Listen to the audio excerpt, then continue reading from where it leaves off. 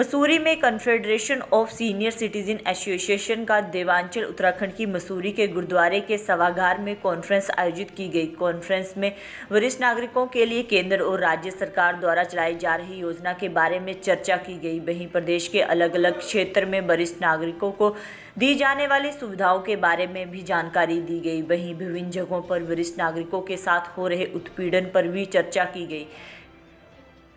Confederation confidence of senior citizen संगठन का देवांचल उत्तराखंड के प्रांतीय अध्यक्ष बीपी गुप्ता, उपाध्यक्ष नरेंद्र साहनी, प्रांतीय महासचिव उपेंद्र कुमार शर्मा और प्रांतीय कोषाध्यक्ष एएसपी अग्रवाल ने बताया कि कन्फेडरेशन का मुख्य उद्देश्य है कि उत्तराखंड में सभी वरिष्ठ नागरिकों के संगठन को एक मंच पर एक किया जाए। वो वरिष्ठ नागरिकों के अधिकारों की लड़ाई संयुक्त रूप से लड़ा जाए।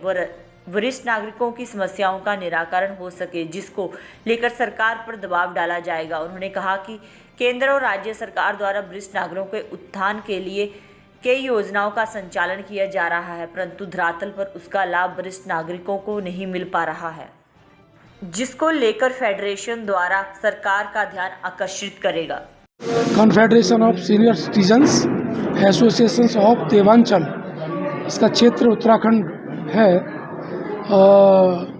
जिससे कि हम पूरे उत्तराखंड के जितनी भी हमारी सीनियर सिटीजन की संस्थाएं हैं उनको एकत्रित करना, एकजुट करना, और वही इसका परिणाम है कि हम कन्फेडरेशन के नाम पर हमने एक रजिस्ट्रेशन सभी का मिलकर कराया है। और हमारा जो उद्देश्य है कि वो जो भी हमारे राज्य से या केंद्र से जो भी वरिष्ठ नागरिकों के लिए जो कि सुविधाएँ, जो नीतियाँ लागू की जाती हैं, उन पर सरकार का ध्यान दिलाया जाए, क्योंकि नीतियाँ बन तो जाती हैं लेकिन उनको क्रियान्वयन करने में सरकार अग्रणी नहीं रहती है। तो इसलिए हमारा एक मीटिंग ये हुई है कि इन विषयों पर हम सरकार का ध्यान खींचेंगे। ऐसी बहुत सारी सुविधाएं जो पहले से विद्यमान थी वरिष्ठ नागरिकों के लिए, जैसे कि धार्मिक यात्रा, बसों में उनको छूट, रेलवे कंसेशन, उन पर भी सरकार ने आजकल रोक लगाई हुई है। तो हमारा ये प्रयास रहेगा और इसके माध्यम से हम सरकार से निवेदन करते हैं कि उन पर ध्यान दिलाकर वरिष्ठ नागरिकों के हित में उन पर पुनः उनका ध्यान करें और उनको लागू करें।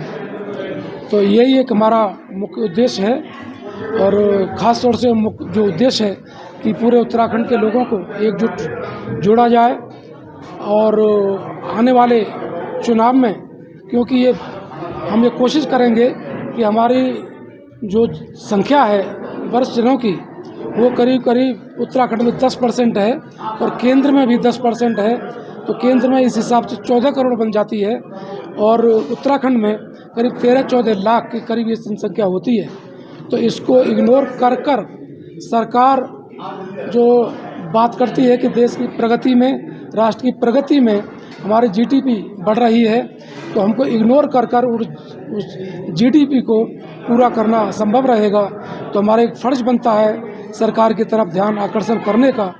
बात तो ये है कि जो मुख्यतः योजनाएं और जो बनाई जा रही हैं सेंटर द्वारा और कई साउथ के स्टेट्स में और दिल्ली में ये लागू कर दी गई हैं, वो हमारा प्रदेश में अभी उस पर कुछ भी कार्य नहीं हो रखा। यहाँ तक कि कोई विभाग ही इन्होंने नहीं बनाया कि जो वरिष्ठ नागरिकों के लिए एक अलग विभाग होना चाहिए और उसमें क्या योजनाएं आ रही हैं, क्या हमारे पास उसमें फाइनेंशियल हेल्प आ रही है, सेंटर से आ रही है, यहाँ प्रदेश दे रहा है, उस सब के लिए हम चाहते हैं कि उसकी मॉनिटरिंग भी हो। खाली वो योजनाएं आई ना, कोई उनको पूछने वाला भी हो, जिम्मेवारी भी लगाने वाला हो कि आपने उसके ऊपर क्या किया, क्योंकि योजनाएं आती हैं, फंड लैप्स होकर के वापस चले जाते हैं। तो उन सबको हम चाहते हैं कि उसका कहीं ना कहीं कोई ऐसा निरीक्षक हो जो उसको उनको देखे कि ये लागू हों।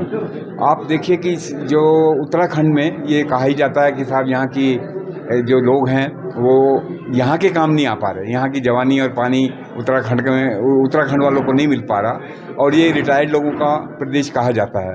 पूरे हिंदुस्तान में अगर 10% सीनियर सिटीजन्स हैं तो मैं सोचता हूँ कि उत्तराखंड में 12 से 14% होंगे, क्योंकि बहुत सारे फौजी और लोग रिटायर होकर के यहाँ आके सेटल होना चाहते हैं। परंतु अभी जैसे जनसंख्या का असंतुलन हो रहा है, आप गांव में भी देखें उत्तराखंड के, और अंदर के जब इंटीरियर में जाते हैं तो देख रहे हैं कि जनसंख्या असंतुलित हो रही है। नए लोग आके बस रहे हैं, जिसमें कि बहुत सारे हम सुन तो रहे हैं कि अखबार में भी उसका खूब आ रहा है, टीवी में भी आ रहा है कि ये असंतुलन बढ़ रहा है, पर उसके लिए कुछ कार्य नहीं हो रहे हैं। क्या कर रही है गवर्नमेंट? हमारे बुजुर्ग जो अकेले रहते हैं वो असुरक्षित फील कर रहे हैं।